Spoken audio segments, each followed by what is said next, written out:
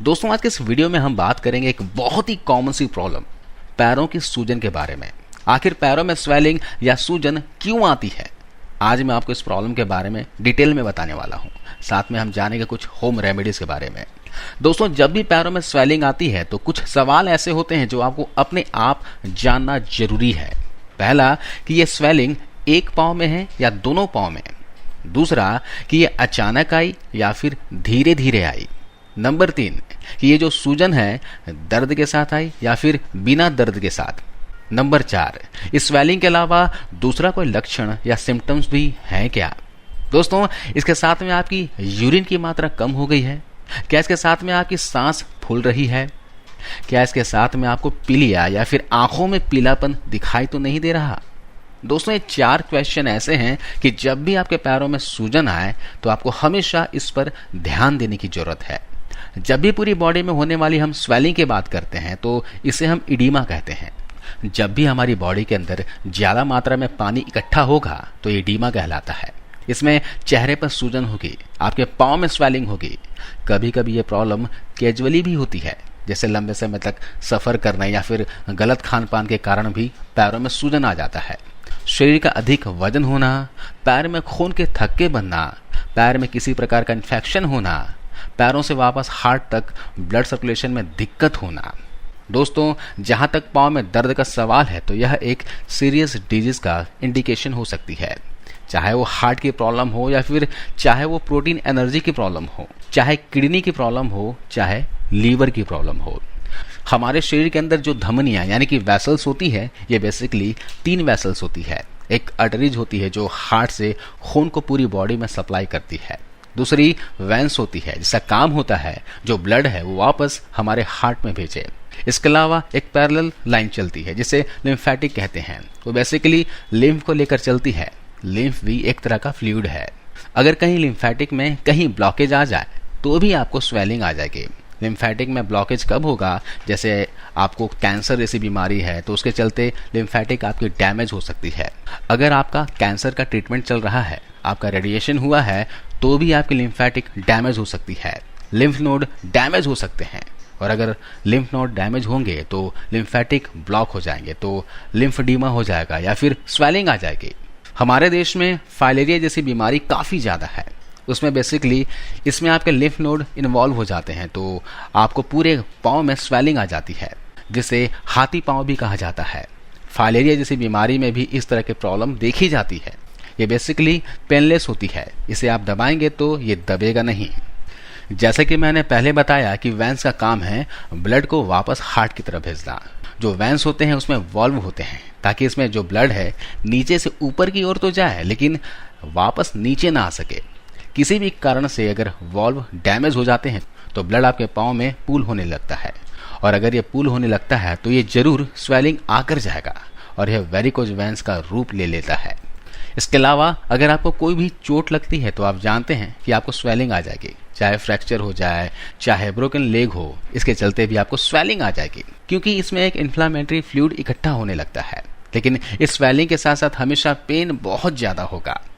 इसी तरह की स्वेलिंग कभी कभी गाउट में आ जाती है, जिसे यूरिक एसिड अर्थराइटिस के नाम से भी जानी जाती है, जो हाई प्रोटीन डाइट लेने से होती है।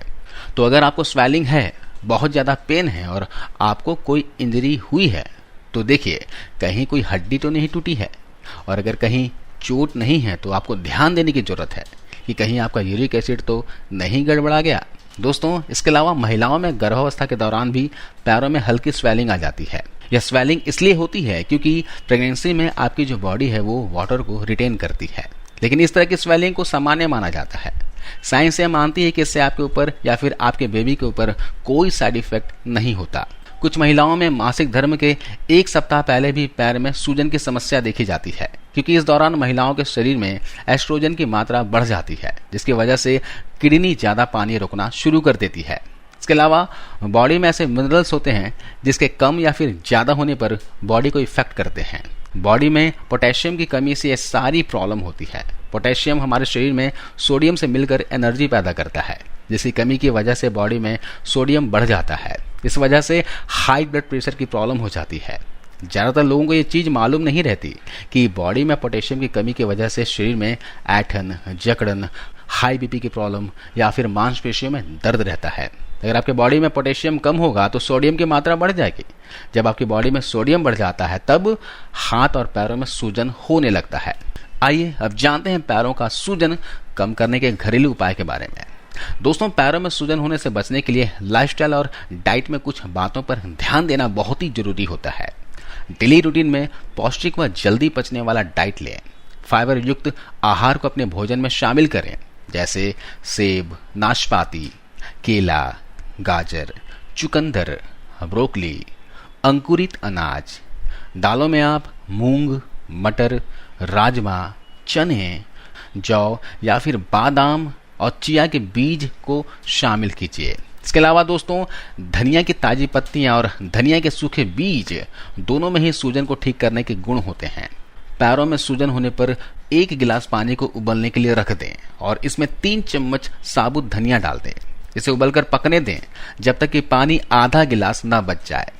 अब इसे उतार कर छान लें और जब ये गुनगुना रह जाए तो इसमें 1 चम्मच शहद डाल दें और इस तरह इस पानी को दिन में 2 बार लें। एक खुराक आप सुबह नाश्ता करने से आधे घंटे पहले ले सकते हैं और एक खुराक रात को खाना खाने के 1 घंटे पहले लीजिए। दोस्तों, 3 दिन के इस्तेमाल से ही आपके पैरों का सूजन कम होने लगेगा। इसके अलावा जैतून का तेल भी पैरों के सूजन में फायदेमंद होता है। थोड़े से जैतून के तेल यानी ऑलिव ऑयल में 2 से 3 कली लहसुन को काटकर भून लें और फिर इसमें से लहसुन अलग कर लें। अब इस तेल को पैरों पर लगाकर दिन में 2 से 3 बार मालिश करें। इससे पैरों की सूजन ठीक हो और दर्द में भी राहत मिलती है। इसके साथ ही नींबू पानी के इस्तेमाल से भी पैरों के सूजन को कम किया जा सकता है। नींबू पानी रेगुलर पीने से शरीर से टॉक्सिन्स बाहर निकल जाते हैं। इससे पैरों के साथ साथ शरीर के दूसरे हिस्सों में होने वाले सूजन भी दूर हो जाती है। 1 गिलास गुनगुने पानी में आधा नींबू निचोड़ लीजिए और साथ में 1 चम्मच शहद डाल दीजिए और इस तरह दिन में 2 बार पिए। दोस्तों, इसके अलावा सेंधा नमक के इस्तेमाल से भी आप पैरों में होने वाले सूजन को कम कर सकते हो। सेंधा नमक में हाइड्रेटिक मैग्नीशियम सल्फेट के क्रिस्टल होते हैं जो मांसपेशियों में दर्द को ठीक कर तुरंत आराम दिलाते हैं। आधा कप सेंधा नमक को गर्म पानी से भरे हुए एक टब में या फिर बाल्टी में डाल दें। अब 10 से 15 मिनट के लिए अपने पैरों को इस पानी में डुबो कर रखें। आप इस उपाय को रात को सोने से पहले भी कर सकते हैं। इससे तुरंत स्वेलिंग और दर्द में आपको फायदा मिलेगा। इसके अलावा अदरक के इस्तेमाल से पैरों के सूजन को कम कर सकते हो। इसके लिए 1 गिलास पानी में 1 छोटे टुकड़े अदरक को डालकर उबाल लें। इसकी चाय बना लें और अच्छी तरह पक जाने पर इसे गुनगुना करके पिएं। दरअसल अदरक सूजन के आने के मुख्य वजह सोडियम उसको पतला कर देता है। दिन में 2 बार इस तरह अदरक की चाय आप पी सकते हो। इसके अलावा पैरों के सूजन को दूर करने के लिए आप कॉन्ट्रास्ट हाइड्रोथेरेपी भी कर सकते हैं। इस थेरेपी में 2 फुट तक ठंडा और गर्म दोनों तरह का पानी अलग अलग टब में भर लें। पहले अपने पैरों को 3 से 4 मिनट गर्म पानी में डालकर रखें। इसके तुरंत बाद पैरों को 1 मिनट तक ठंडे पानी में डालें। इसी प्रक्रिया को 15 से 20 बार दोहराएं जब तक कि सूजन न चली जाए। ऐसा आप रोजाना करें। इसके साथ ही रात को सोने से पहले हल्दी वाला दूध पीजिए। 1 गिलास दूध में आधी छोटी चम्मच हल्दी मिलाइए। साथ में 4 से 5 काली मिर्च को बुरक कर इस दूध में डाल दीजिए और मिठास के लिए इसमें मिश्री मिला दीजिए। अगर आप डायबिटिक हैं तो मिश्री इसमें ऐड नहीं करना है, आप बगैर मिश्री का पीजिए। इस दूध को उबालिए और रात को सोने से पहले पीजिए। इस तरह लेने से सूजन 2 से 3 दिनों के अंदर ही ठीक हो जाती है।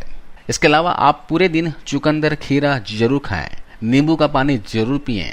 चुकंदर बॉडी को डिटॉक्स करता है। खीरे में बहुत सारा पानी होता है।